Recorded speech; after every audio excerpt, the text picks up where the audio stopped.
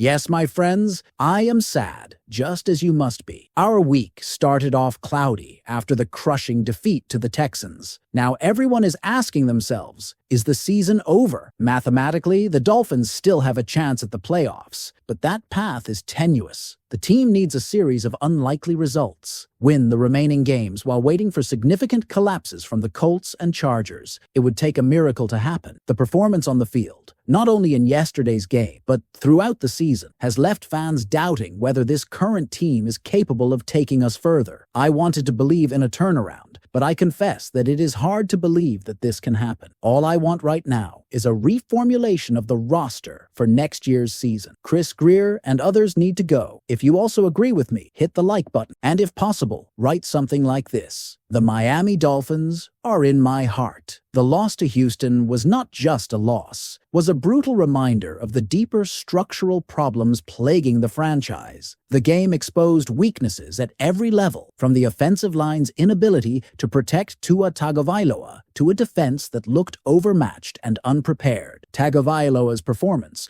marked by turnovers and inconsistency, only added to growing concerns about whether he can lead this team in high-pressure situations. His 3 interceptions against Houston, each more disheartening than the last, overshadowed the progress he has made this season. For a quarterback who has been thrust into the spotlight as the cornerstone of the franchise, such lapses in critical moments raise difficult questions. The frustration among fans isn't new, but it feels more acute after this loss. General Manager Chris Greer has been a focal point of criticism for years, and Sunday's game has only intensified calls for his dismissal. Fans point to his track record: 6 years, 7 first-round picks, and $674 million spent in free agency. Despite these investments, the Dolphins sit at 6-8, with a slim to none chance of salvaging their season. Critics argue that Greer has failed to build a team capable of competing at the highest level, particularly when it comes to the trenches. A top-tier offensive line could have transformed the Dolphins into a legitimate contender, but instead, they've been left with a patchwork group that struggles to provide protection or open up the run game. The situation is equally dire on defense. The unit's inability to consistently pressure opposing quarterbacks or stop the run has been a recurring theme throughout the season. Even with standout players like Jalen Phillips and Xavier Howard, the Dolphins' defense has too often looked outmatched, especially against playoff-caliber opponents. For a franchise that has poured resources into building a competitive roster,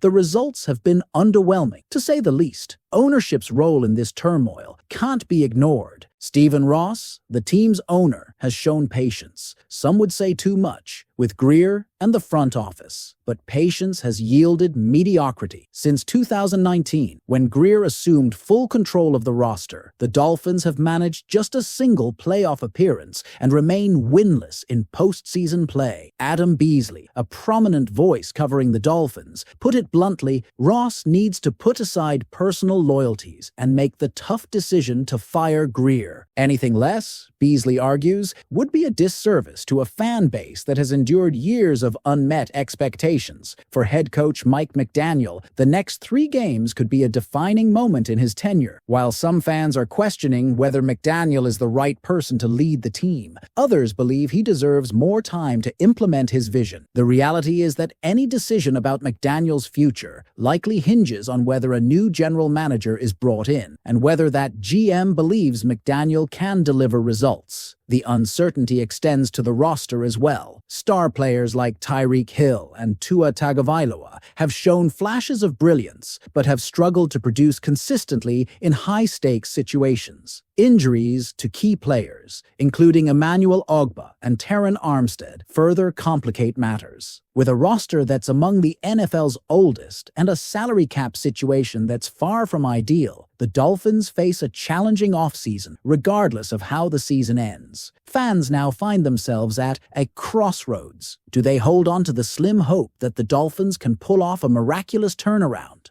Or do they begin to shift their focus to the offseason and the changes that need to be made? While the team technically remains in the hunt, the writing on the wall suggests that it's time to start looking ahead. What do you think, Dolphins fans? Is it time for Stephen Ross to clean house, starting with Chris Greer? Should Mike McDaniel and Tua Tagovailoa get another shot to prove themselves themselves next season, or is it time for a complete overhaul? Let us know your thoughts. As the dust settles on another disappointing outing for the Miami Dolphins, it's hard to ignore the glaring issues that have been holding the team back for years. While some argue that Sunday's loss to the Texans was merely the final nail in the coffin for a season riddled with inconsistency, others see it as a breaking point that could prompt sweeping changes across the organization. Let's delve deeper into the structural concerns, player performances, and potential off-season decisions that could define the future of this team. A key area of scrutiny remains the roster construction under Greer. Critics point to the overinvestment in skill positions, while neglecting the foundation of any successful football team: the offensive and defensive lines. The Dolphins' offensive line has been a persistent weakness, ranking among the league's worst in both pass protection and run blocking. Sunday's game only reinforced these struggles, with Tua Tagovailoa facing relentless pressure that led to 3 sacks and a strip fumble. On the defensive side, the line has struggled to generate consistent pressure or stop the run, leaving the secondary exposed and overworked. This lack of balance in roster building has hampered the Dolphins in critical moments. Take, for instance, the acquisition of Tyreek Hill, a blockbuster move that gave Miami one of the NFL's most dynamic playmakers. While Hill has delivered highlight reel plays throughout the season, his impact in pivotal games has been less pronounced. Against the Texans, Hill managed just 2 catches for 36 yards on 7 targets, with 3 of Tua's interceptions coming on passes intended for him. The reliance on splash plays rather than a solid, sustainable offensive scheme has been emblematic of the Dolphins' broader issues. Then there's the quarterback question. Tua Tagovailoa has shown moments of brilliance this season,